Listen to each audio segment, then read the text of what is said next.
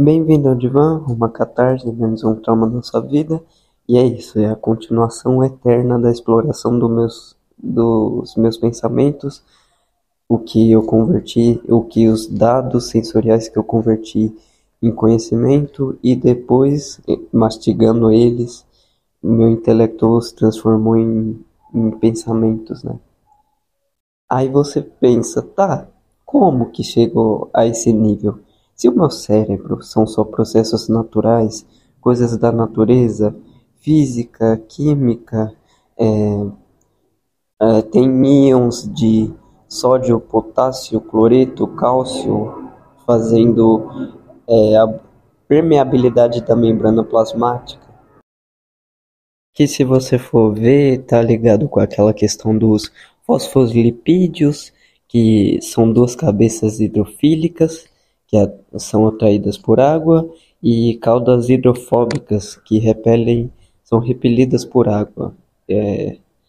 Aí tem a questão química, né, dos reagentes, que tem uma substância inicial, que participam de uma reação química e são transformados em produtos. Tipo, tem a matéria bruta, ou a matéria-prima, que é um recurso natural que é processado para produzir outras matérias, né? Tem um solvente, que é a substância que dissolve outras, ou seja, que dissolve o soluto, que é a substância dissolvida por um solvente. Isosmótico seria a solução com a mesma concentração de partículas que outra. Então, eu acho que deixaria em equilíbrio, né? Certo? Que evita o ganho ou a perca de água por osmose.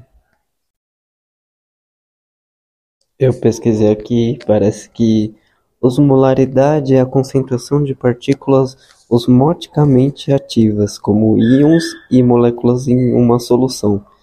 A osmose é o movimento da água através de uma membrana semipermeável de uma região com menor concentração de solutos para uma de maior concentração. Isosmótico, quando duas soluções têm a mesma osmolaridade, que é a concentração de partículas osmoticamente ativas. Ai, ai, ainda é difícil de pegar isso aqui, caralho. O ChatGPT não simplifica o bagulho. Ah, tá bom. Isosmótico refere-se a duas soluções que têm a mesma concentração de partículas dissolvidas. Isso significa que não há movimento líquido de água entre as duas soluções através de uma membrana semipermeável. Em outras palavras, as condições são equilibradas, evitando que a célula encolha ou incha devido à troca de águas. Eu acho que é mais ou menos um dos problemas de colesterol, essas coisas, é que a célula incha, né? Quando tem açúcar demais no organismo. Mas voltando, você pensa assim, como que esse processo chega a, ao produto, à matéria final, que é a consciência poder voltar a si mesma? Tipo assim, ai, calma aí. Eu escrevi um textinho que é assim: perda de consciência é igual nocaute, igual perda. Não, caralho, pera aí. É perda do estado de vigília, na verdade, eu escrevi errado. Consciência é observar a consciência. Tem a função de se auto-perceber e auto-observar e discriminar o próprio comportamento que pertence à função do lobo pré-frontal. Ou seja, ao mesmo tempo que a consciência consegue voltar a si mesma, ela em si não é visível. Não tem um lugar no seu cérebro que você aponta, tá, aqui nesse paradoxo do monte, nessa secção muito específica de neurônios, acontece o que é chamado de consciência. Não tem como. Tipo, qual que é a substância que nutre ela, o líquido cefalorraquidiano? Que parte que é o corpo caloso que conecta? É o que? Não tem uma parte muito específica que dá para dizer. Mas é tipo você ir numa cidade e falar onde que tá a economia daqui, né? parte dela só é revelado em nossos comportamentos, que também não criam arestas, que é aquela coisa da geometria que liga dois pontos para formar algo geométrico, né? Por exemplo, um quadrado tem os pontos, que são as vértices, que são ligados por arestas. Então, em nossos comportamentos que também não criam arestas para serem conectadas em vértices e formar uma teia visível de comportamentos. Nem os nossos comportamentos são visíveis. Tipo, eles são visíveis momentaneamente. Ou seja, como esse fator contingente se torna necessário ao todo, ao jogo qualquer, a teoria dos jogos.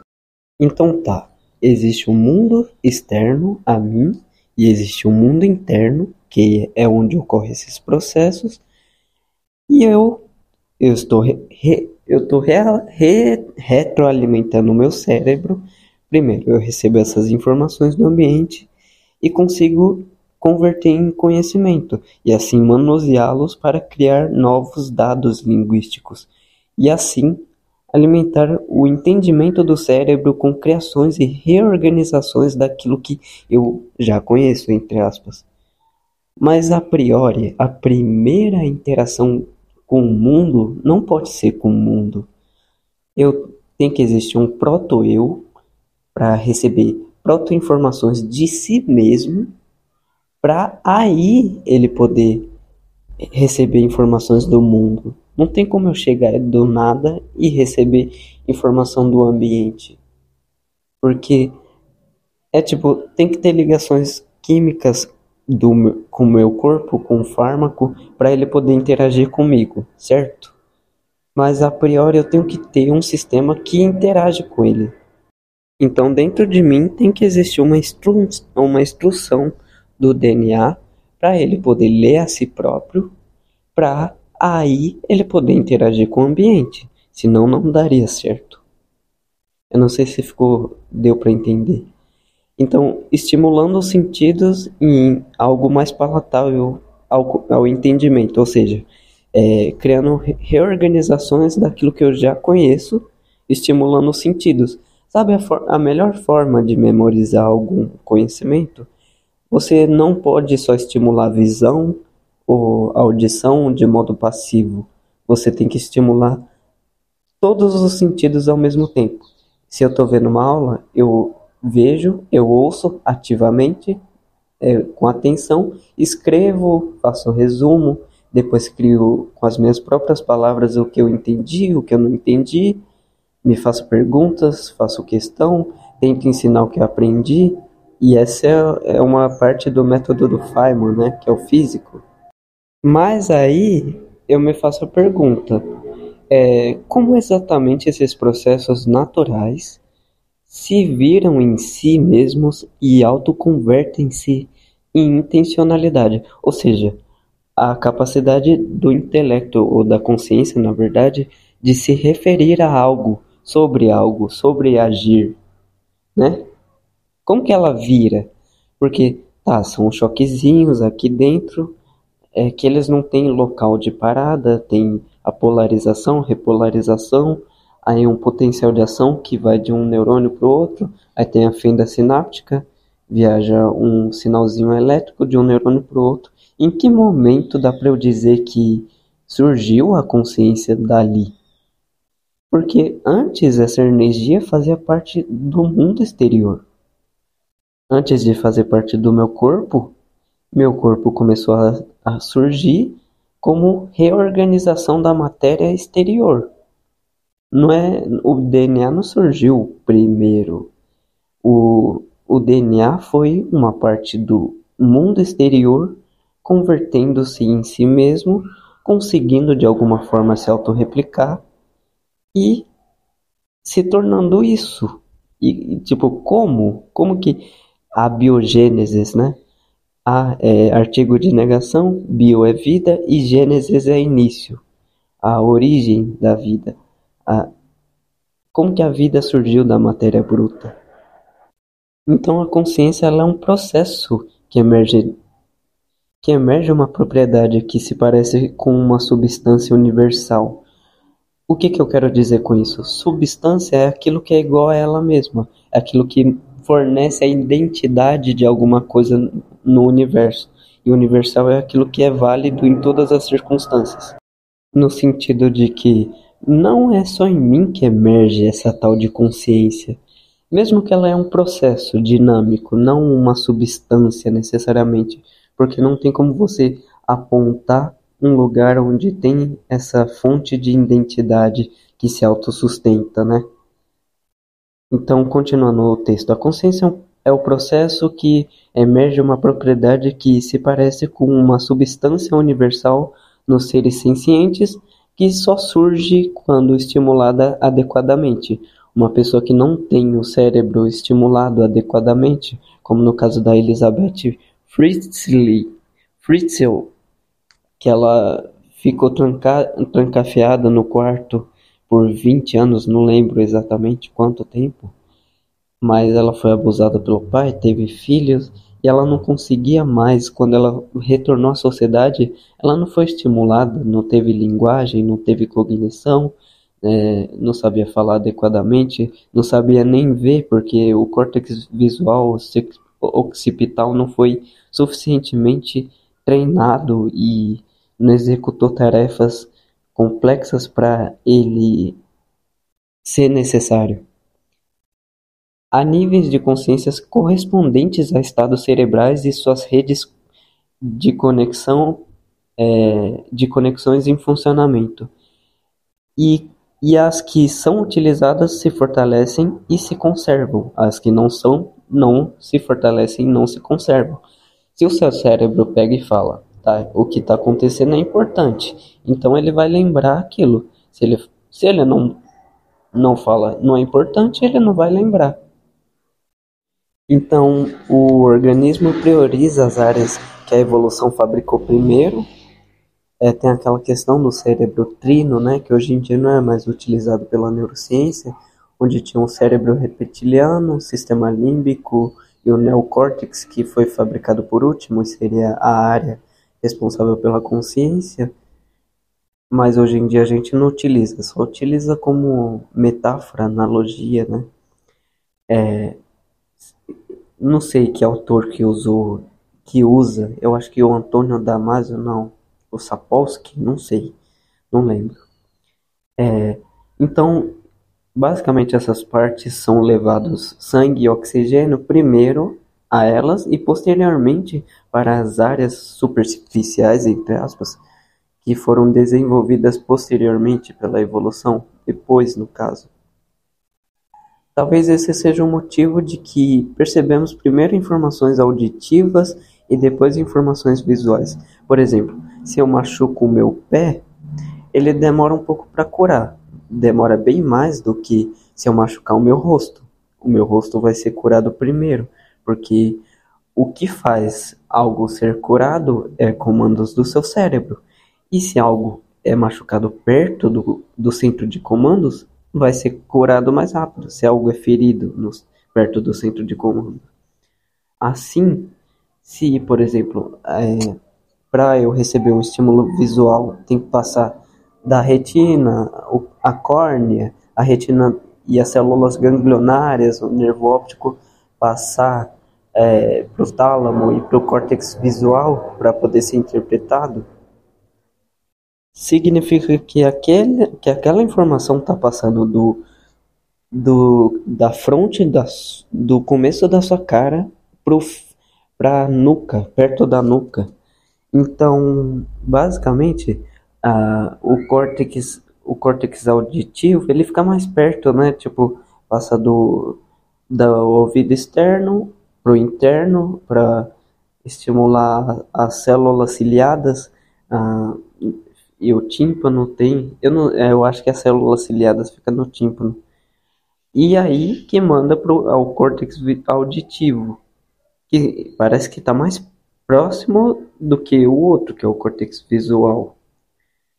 E isso parece ser mais uma questão filogenética, que é basicamente a árvore da vida na biologia, não na cabala, tá? se você gosta de cabala. É o estudo da história evolutiva dos organismos, a relação de parentesco entre as espécies. Tá, continuando. As conexões são formadas a partir de estimulações que disparam neurônios simultaneamente. Ah, e é interessante você pensar como que várias bilhões, trilhões de células formam a noção de um único indivíduo.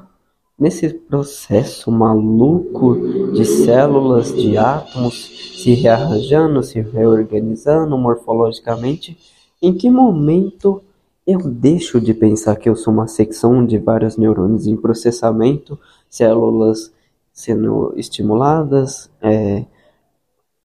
fazendo sua função? Em que momento eu penso, tá, eu tô falando aqui, não há nenhuma célula, nenhuma parte fisiológica do meu corpo trabalhando para que isso ocorra.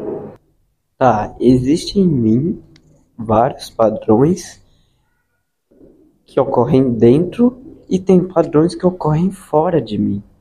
E a realidade acontece quando eu, como sujeito cognoscente, sincronizo entre os meus padrões internos, que podem ser equacionados em padrões elétricos e tal, tem a morfologia, tem a geometria, tem a molécula, e se conecta com as moléculas em afinidade, entre aspas, com os padrões do mundo exterior. Quando que ocorre essa maluquice das células pegarem e falarem assim: pouco importa que tá vindo um predador. Eu quero pintar um quadro, uma pintura rupestre. Eu quero pegar um pouco de tinta e fazer, mesmo que não importe nada evolutivamente, mesmo que as crianças do futuro vão olhar isso. Eu não tenho nem cognição para pensar nisso, nesse tipo de nuance.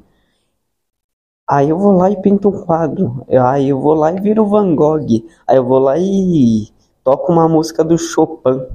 Quando que a célula pegou assim e falou: não, eu vou abdicar, eu vou abnegar da minha hierarquia de necessidades e eu não vou mais alinhar com os meus desejos, que são necessidades fisiológicas, aos meus objetivos. Eu não vou mais fazer isso. Eu vou discriminar algum objeto de outro objeto e categorizar eles como entes separados. Em que momento o homem, que é um macaco, chegou e falou: eu vou derrubar essa árvore e criar um lápis? Em que momento ele pegou: eu vou criar uma fábrica para um monte de gente trabalhar enlouquecidamente? Eu não dá para pegar exatamente quando fez essas mudanças, sabe? A mudança ocorre o tempo todo, mas a gente não consegue pegar um fragmento. Por exemplo, imagina que tem um conjunto de mudança. É um fragmento ali, um fragmento ali, um fragmento ali, formando tipo um triângulo. Em que momento uma coisa passou de outra para outra? Eu tenho como separar, cortar o momento que mudou, ou eu também estou mudando. Então, como que eu não percebo necessariamente as etapas da mudança mudando, se eu também mudo? Mas eu, ao mesmo tempo, sentenças, proposições lógicas e matemáticas são simétricas à mudança e elas não mudam. Meu Deus do céu. Tem como eu pegar a mudança a potencial mudança A para mudança B e ver intermediários entre elas, infinitos intermediários, como o paradoxo de Aquiles? Em que momento eu consigo pegar um fio de Ariadne e reverter todo esse processo de investigação dentro desse labirinto? Em que momento eu consigo sair da minha própria condição e perceber o que acontece? As pessoas, elas parecem que estão dormindo no quarto de Charlie, do experimento do quarto chinês, onde você recebe uma instruçãozinha, você replica sem ter consciência nenhuma. Um zumbi filosófico de David Chalmers, que teve um outro filósofo que propôs antes dele. Teve um vídeo que eu fiz uma anotação em 10 de março, que é a verdade é um mito, verdade metafísica versus verdade conceitual, fake news, de Marcos Bruso. Ele começa assim, dizendo que estamos vivendo em um momento de uma crise da verdade. Isso por causa da descentralização da fonte da verdade. Isso desemboca com partidos políticos surgindo com verdades alternativas. Isso é ruim pela descentralização do consenso de verdade. Mas, diz ele, a verdade nem sempre foi consenso. E, até aqui, todo mundo pode concordar com ele. Aí ele segue dizendo, caralho, que porra de cachorro. Puta! Eu odeio animais que fazem barulho. Ele segue dizendo, na mente daquele que nega uma verdade estabelecida não é necessariamente algo ruim. Isso é claro. Se a verdade é que a Terra é plana, segundo um consenso de verdade estabelecida, isso não faz essa proposição ser verdadeira. E se for na tentativa de identificar esse modelo na realidade. Ou seja, a gente cria um modelo e tenta ver se ele está adequado à realidade. Se ele se adapta à realidade, não o contrário. Hoje em dia é foda que os espiritualistas falam, você é um Deus aprisionado. Tá, mas óbvio que eu não sou. Isso é uma prisão pro ego. O seu ego ficar, nossa, eu sou um Deus mesmo. Aí faz um monte de merda e fica, foda-se. Aí ele quer ir contra a verdade metafísica, quer seguir adiante o que Hume e Nietzsche tentaram fazer, tentaram acabar com a metafísica. Ele planeja ir contra a metafísica atomista, a escolástica e a razão iluminista, o esclarecimento. E você pensa, caralho, esse cara ele tem uma pretensão gigantesca. Ele quer dar um passo maior que a perna. Ele quer ir contra todo mundo. Ele quer ser o foda. Ele quer ganhar um Nobel. Ele quer destruir a própria possibilidade de fazer proposição. E ele não percebe isso, cara. Parece que a filosofia torna as pessoas que estudam mais burras. Ele começa citando vários autores. O Lyotard, o Frederick Jameson, David Harvey, Zygmunt Bauman, o Lotman e um monte. Nossa, ele faz a questão excessiva de ficar citando pensadores, não o que ele pensa. Isso é consenso no meio acadêmico de citar um monte de pensadores para todo mundo ficar iludido, para você manipular a massa de olha como eu tenho razão, olha quanto se tá.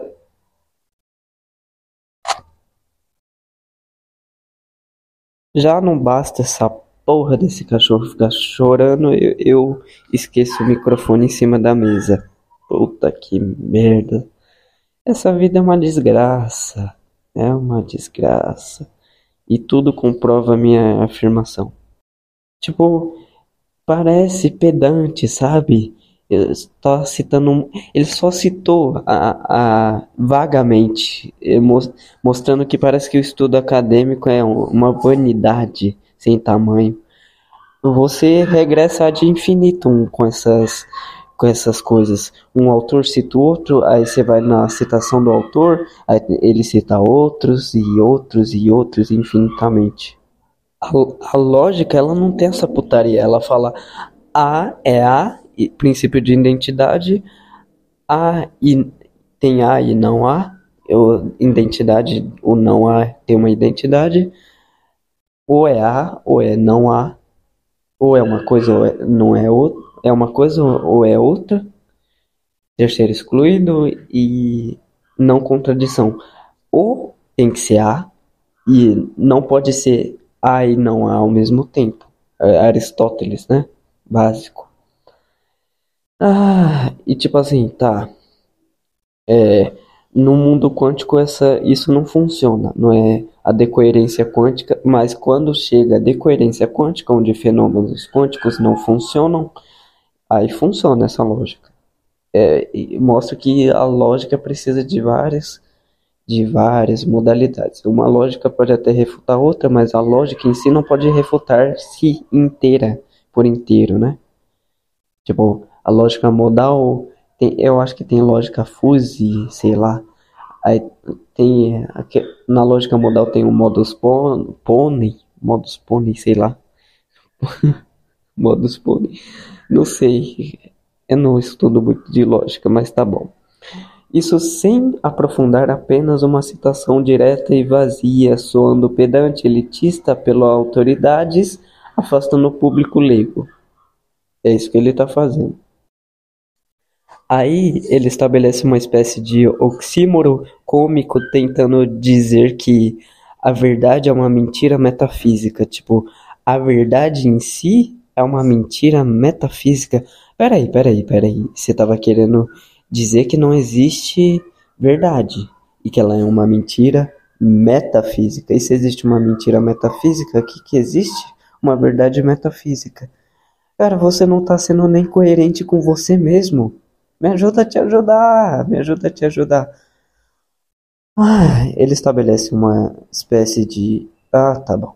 A metafísica é uma área da filosofia que investiga a natureza fundamental da realidade e da existência.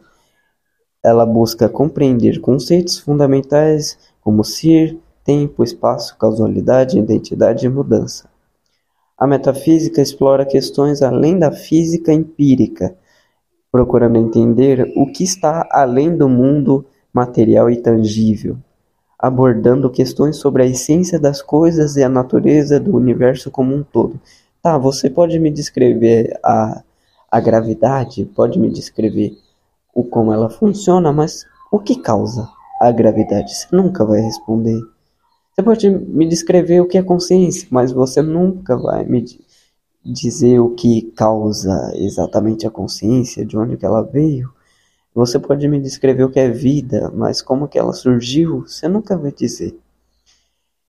Ele quer dar um início para a argumentação dele de modo histórico-cultural, falando sobre Sócrates. Quando você assiste pessoas assim, ou como o meu amigo Jute, você percebe que as crianças, elas continuam dentro das pessoas, ela só se reorganiza em diferentes jargões linguísticos e a pessoa fica, tipo assim, ela continua sendo criança, a brincadeira dela só mudou. A brincadeira do Jute é ficar pagando conta e trabalhar. A brincadeira desse cara é citar um monte de filósofo para mostrar como ele conhece, para assim chamar atenção. É engraçado isso. Nenhuma pessoa é genuína e faz igual eu, de tipo, foda-se, ninguém vê, eu vou falar o que eu quiser, porque é o que eu sinto de verdade no meu espírito, no meu cerne, no meu âmago. Aí ele fala assim, ó, por conta de como Sócrates estabelece, a gente alcança a verdade através de uma base, de uma forma de revelação dialógica baseada em lógica e reflexão. Ele cita a maiêutica, que era um dos métodos de interpelação de Sócrates, que tem o elencos também, né? Que significa basicamente, ele não citou elencos, que significa basicamente fazer alguém chegar às conclusões corretas, pois a verdade já estaria na pessoa. Então ele fazia um parto, entre aspas. Ele continua dizendo: o diálogo envolve dois mecanismos, dois motores lógicos, a minha mente e a sua. Estamos dialogando entre si e nessa troca, através disso, podemos chegar a verdades além dos sentidos. Sim, isso é uma verdade. Tipo, existe a sua experiência sensorial do seu cérebro com o mundo em interação, existe a minha experiência sensorial e dialogando, trocando experiências sensoriais, a gente consegue chegar a uma interseção, a algo entre a sua verdade subjetiva, a minha verdade subjetiva, e ver algo invariável, que é verdade para todas as perspectivas. Isso é um consenso da qual você está defendendo, mas parece que ele não tem uma coerência interna. Ele é um nominalista, ele parece um pós-moderno, um pós-estruturalista, e isso são posições burras, porque ela não se autossustenta, entende? Como você não se autossustenta, o coerentismo não se sustenta, a, o que mais chega perto de, e ainda tem falhas, é a teoria da correspondência do Aristóteles. Tem um pragmatismo também, a verdade pragmática eu acho que é do William James, e tem a do Peirce, eu acho que é do Peirce, sei lá. Tá. Isso porque não se trata de verdades que não são simples explicações de forma mecânica como as coisas se relacionam e funcionam, porque através de observações eu posso chegar a conclusões mais diretas. Tá, isso é verdade. Ele diz que a culpa é de Sócrates, pois ele funda esse modelo investigativo da verdade. Cadê? Supondo a verdade como algo lá fora e seja inegável, isso entra no platonismo, que configura uma visão que permeia todo o Ocidente de que a verdade está para além de formas físicas do mundo sensível. Platão diz que a verdade é o que é bom e belo. O que os sentidos nos entregam podem ser completas enganações. Isso está correto. Um esquizofrênico, ele tem alucinações frequentes, o que não é verdade, mas a química cerebral dele faz ele acreditar que é verdade. A verdade só é alcançada através de um motor lógico, e ele usa o exemplo da caverna. Até aqui podemos pensar que a verdade não é dependente do que achamos ou não. Nesse sentido, Sócrates está certo em apontar que a verdade é algo lá fora inegável, e ao mesmo tempo ver que nós conseguimos alcançar essas verdades de modo interno. Isso porque, de alguma forma, a verdade lá fora e a verdade também permeia a verdade que constitui a gente. Cadê? Cadê? Está chovendo, só que só e se necessariamente estiver chovendo. Cadê? No momento em que podemos apontar e dizer que está chovendo, não adianta se debater e gritar para parar de chover. Isso não vai acontecer, pois a realidade do fato é soberana e subjuga a sua vontade de não chover, né? Mesmo que a chuva seja uma verdade contingente e, portanto, temporal, ela ainda é uma expressão que ocorre várias vezes ao longo do tempo. A gravidade é uma verdade que permeia todos os planetas, independentemente do querer e do achar humano, do consenso. Ele, a ciência pode ser.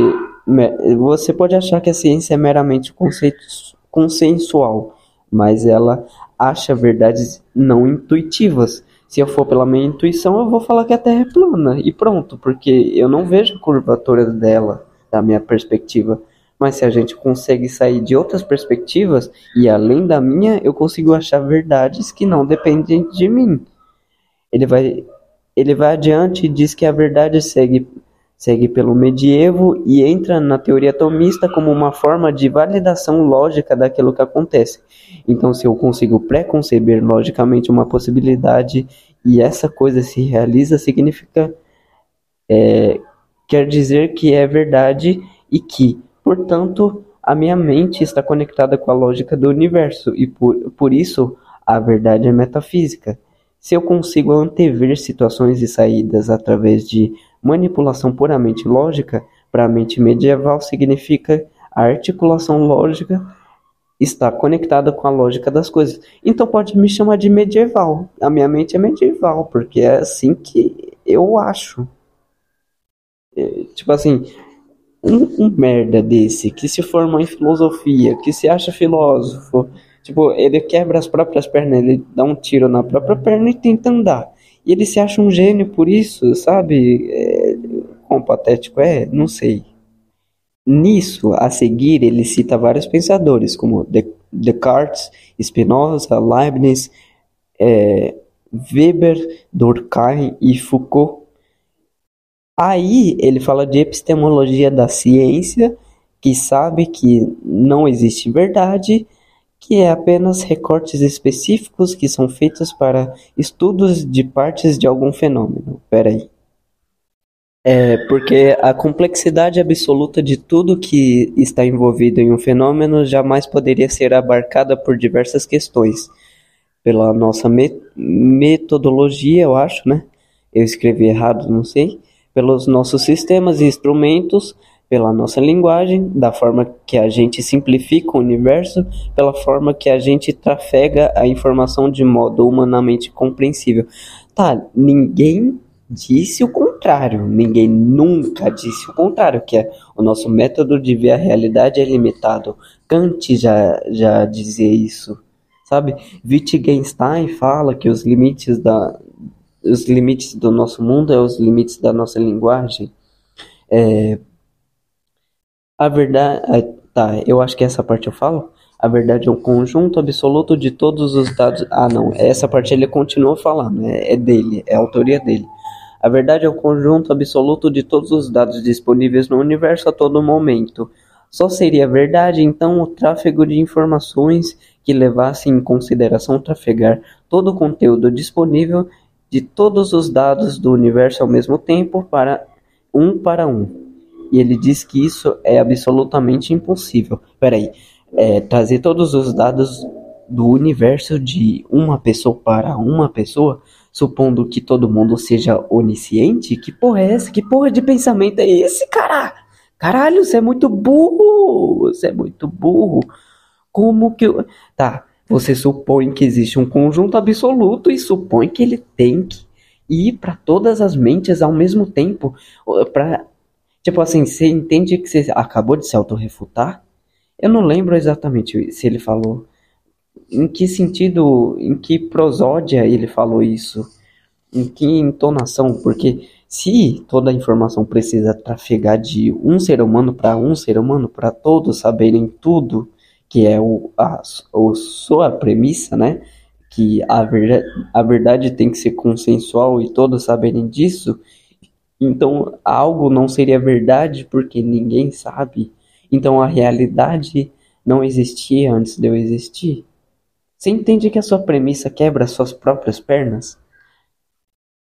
Conclusão correta, porém as premissas absurdas. Ele conclui: isso porque todos os fenômenos sabidamente estão conectados com todos os outros fenômenos. E com isso ele continua dizendo que temos recortes que possibilitam certas previsibilidade e cada vez a gente pega mais recortes, porém nunca vamos extinguir aquilo que poderia citar como verdades metodológicas que se assemelhassem a um conceito, a expectativa de uma verdade metafísica. Não é a expectativa de uma verdade metafísica, é você analisar a realidade e pensar, porra, eu não sou a régua da porra toda. Existe uma régua que eu uso que é usada para basear minha visão, não o contrário. Não o contrário.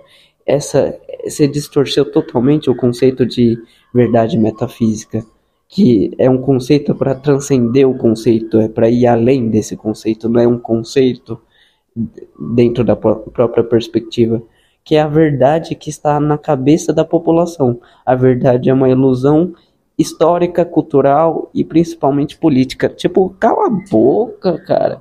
Dizer que a verdade que podemos alcançar é apenas um recorte não implica em dizer que a verdade é só o que podemos recortar e interpretar como verdade.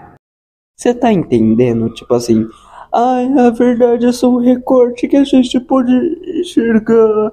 Isso implica em dizer que a verdade não existe. Caralho, como que você concluiu? Tipo, isso é um non-sector. É um non-sector. Tipo, a sua conclusão não segue das premissas. Tá, a verdade que a gente pode perceber é um recorte de algo maior, da realidade. Mas isso implica em dizer que a verdade... Tipo, você tá vendo esse princípio de explosão? Como, tipo assim, de uma proposição absurda, você dá pra concluir qualquer coisa. Caralho. Tipo, pra que estudar lógica? Pra que estudar filosofia se a verdade não é pura, se a verdade depende do contexto, vamos então criar uma sociedade onde é, todo mundo é feliz. Vamos criar uma sociedade onde todo mundo é rico. Aí você pega e entra no comunismo. E, tipo assim, o comunismo tentou ser implantado na União Soviética. Deu certo? Não. Aí teve o Holodomor, aí o Hitler achava que o certo era tal coisa. E virou um consenso entre os nazistas. E, portanto, era verdade. Cara, você entende a sua burrice? O que ele realiza é um tiro no pé e tenta andar depois. É uma autofagia filosófica. Se a verdade não existe, então a própria afirmação não faz sentido, pois a verdade é a única autoridade para validar o valor de uma afirmação. Se é apenas a verdade consensual que importa e o conceito de verdade consensual dele não é um consenso, então não é uma verdade. Você conseguiu compreender? Se a verdade consensual, tipo assim, eu tô defendendo, é a verdade consensual que importa, se um monte de gente se reunir e falar que aquilo é verdade, então é uma verdade. E se essa minha perspectiva não for um consenso, ela deixa de ser verdade, partindo da minha própria premissa, que não se autovalida. Só por não saber de tudo não significa não saber de nada. Saber de algo, saber de alguma. Ah, filha da puta! Tá, voltando. Saber de algo, saber que há uma verdade, significa que essa verdade não pode ser estabelecida por valores e laços arbitrários ontologicamente, flutuações inconstantes. Se eu falo, tá, a verdade ela é circunstancial, ela depende de circunstâncias. Tá, se essa é uma verdade circunstancial, ela não se autofundamenta. Então o que você está falando? Se a sua verdade não se autofundamenta, como que eu posso avaliar ela daqui 10 anos como sendo uma verdade? Você mesmo disse que ela não é uma verdade, ela depende da circunstância. O recorte é recorte de algo maior, você entende? Se a verdade é uma verdade parcial, então necessariamente essa verdade parcial tem uma existência total. Você só não pode ver de modo conceitual. Tipo assim, eu não vejo todo o espectro visível, mas eu posso usar computadores para poder abaixar o infravermelho, o ultravioleta, para minha percepção poder entender. Ele disse no comentário que ele é nominalista e, portanto, nega o universal. Como que a sua própria afirmação se mantém, sendo que ela não depende exclusivamente de você como sujeito particular e de outras coisas particulares? Peraí, nem eu entendi o que eu falei aqui. Ah, tá, entendi. Tipo assim, tá, como que você quer afirmar algo ele depende de um sujeito particular, que é você, e de outros particulares, que é fatores contingentes, cultura, história, e você quer que essa sua própria afirmação seja universal? Você entende que você não está conseguindo? Como que você quer manter ela exclusivamente? Ela não depende de você se a sua afirmação é verdadeira. Todas as coisas particulares podem ter uma manifestação formal parecida ou igual que apontam para um universal que não pode ser expresso no recorte. A minha consciência não é algo exclusivo meu. Ela aparece em outras coisas. O conhecimento lida com o conhecimento daquilo que é verdadeiro, a epistemologia. E verdadeiro é aquilo que pressupõe valor, axiologia. E valor pressupõe a existência de algo, ontologia. Para algo físico se manifestar, ele necessariamente tem que ter o potencial de manifestação. Isto implica metafísica aristotélica. A casualidade é a sucessão de causas e efeitos que pressupõe algo que cause as causas e efeitos de modo interrelacionado. Isso pressupõe uma metacausalidade. Se você está falando que a gente não pode ver fenômenos, os nossos instrumentos são limitados, isso mostra uma causalidade entre inter-relações de fenômenos, né? Isso implica em uma verdade que é necessária nesse mar contingencial de fenômenos contingentes. Algo é verdade necessariamente para basear toda a contingência. Se eu digo que nada é verdade, pois a realidade está em eterno movimento e as coisas que são verdade... Tá, voltando de novo, tá? Se eu digo que nada é verdade, pois a realidade está em eterno movimento e as coisas que são verdades hoje são mentira amanhã. Então, o que eu posso concluir? Que a verdade está no eterno movimento da realidade. Isso é algo que se mantém. A minha afirmação, a realidade é dialética, a realidade ela está sempre em mudança. E o que se mantém? Se a verdade de hoje é a mentira do amanhã, o que se mantém é a minha afirmação hoje, que eu posso avaliar amanhã como continuando sendo verdade, simétrico, a conservação, o teorema de Noether. Se a realidade permite que conseguimos perceber e prever acontecimentos através de números que são considerados abstrações matemáticas, e isso ter uma realização prática no universo, significa que podemos nos comunicar com uma verdade. A comunicação só é válida se tiver um denominador comum de significados entre o que eu entendo e digo e entre o que você ouve e entende. Como essas verdades conceituais se sustentam sem recorrer a verdades objetivas que dependem de referenciais externos? Pronto, refutado. Assim como eu refutei o linguista, refutei um filósofo, agora falta quem?